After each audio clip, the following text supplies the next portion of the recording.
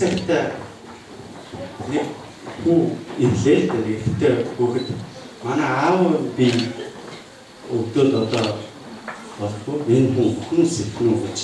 Ингээд бол элгийн судлал өөрөө дэлгэрээ хэвийн хэмжээндээ ирж хүүгийн судлал дээр үзэхэд ирж ивэл тэр эцэг нь бол өгөхгүй. Тэр хэвийн хэмжээндээ судсан зовхгүй ондоо сарны бусдын оронд зовж байвал тэр эцэг бол 4 юм уу 5 хоногийн дараа бүхэн гэсэн шинэ хэлдэг. Тэгэхдээ бөөний судсан хэвийн зовоод элгийн судсан дэлгэрч байвал бас тэр хүн. Тийм учраас ийм байдлаар зүйлийг мэдэх боломжтой бүхэн байна. Ингээд судал барьж байгаа энэ эмч бол эхлэн суралцж байгаа хүн байна. Судал түшиж байгаа эмч бол эмч болж байгаа хүн байна.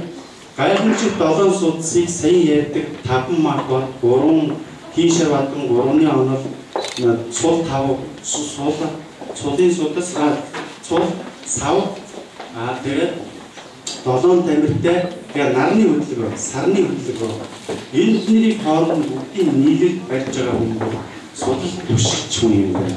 Тэгэхээр та бидэнд энэ том өндөрлөлт хүргэх тийм боломжууд байна.